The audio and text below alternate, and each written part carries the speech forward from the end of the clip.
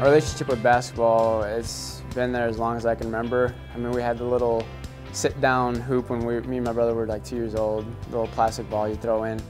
And I've played competitively since like 3rd grade with the little travel buddies back then. So it's been a part of my life, you know, as long as I can remember, and it's always been something I've really loved to do.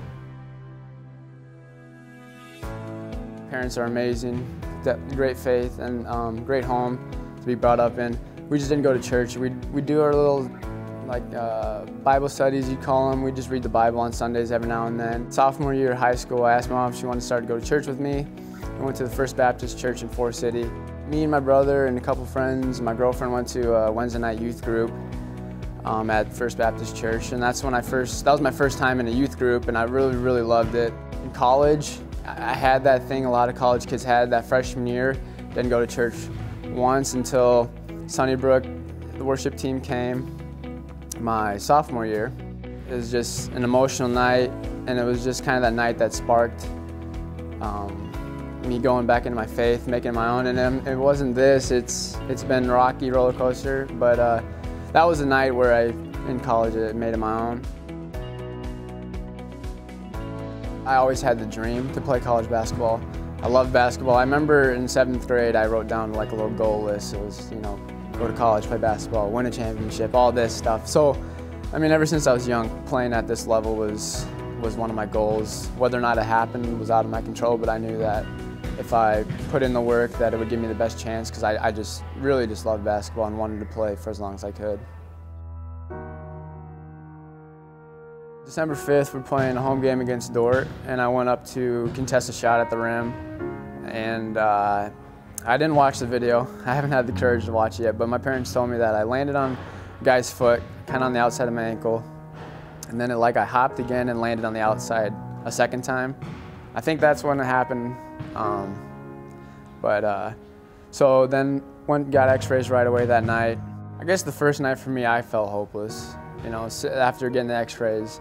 Because at first I thought it was just a broken fibula, and I thought, you know, I was looking up the prognosis and timelines coming back for that, and it was a lot better than what anything the orthopedic surgeon would say. And so once I found out that I had to see that guy, I felt hopeless, because I knew the season was probably over. And at that time, you know, the thoughts going around my head were, oh, my basketball season, my career's done. It's done like that. I can't imagine, you know, you don't think going into that game that it's gonna end. But so in that moment I felt hopeless, but just reading the Bible and just praying that, you know, even though basketball played such a huge part of my life, it's not my life.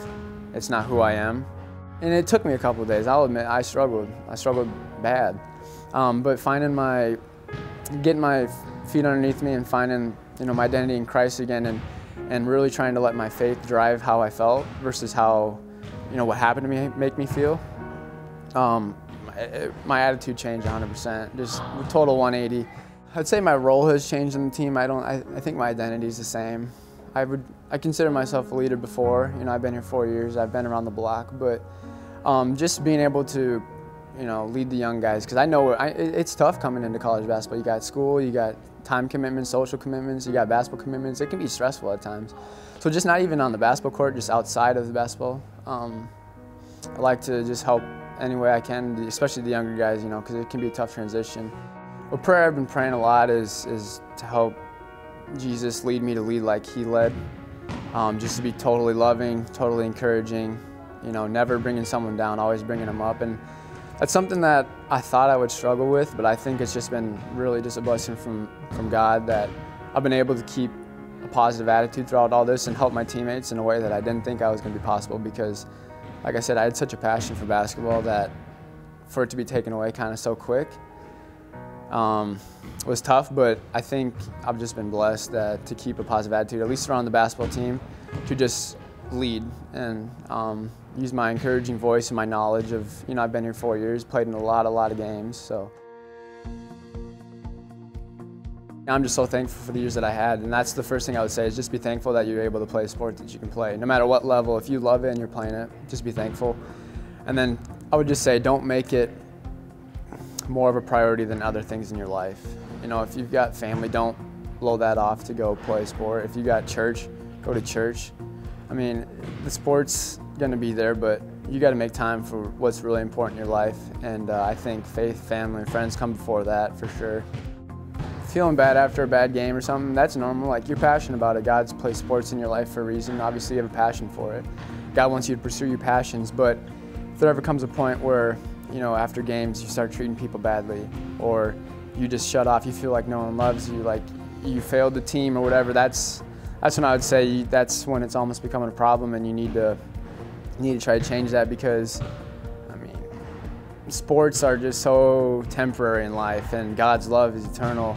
And if in that moment sports are making you feel like you're a failure, then I think you need to take a break from sports and really focus on your faith and God's love. And so I think if you're feeling hopeless, I think you just got to realize that no matter what's going on in your life, you know, if your friends, you don't have any friends, your friends are treating you bad, your parents are treating you bad, anything going on in your life, there's a God in heaven that loves you no matter what, and that no matter what you do can turn him away from you. He'll always accept you with arms open wide, and I think that's a lot to be hopeful for.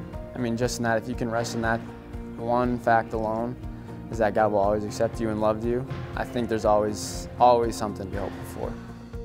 And I think that's really stuck with me, is that, you know, God's going to love you whether you score 100 points in a game, 0 points in a game, you don't play in the game, you don't even like sports. I mean, and that's just something that I would tell them is, you know, God doesn't care if you score 30 points. He loves you no matter what, you know?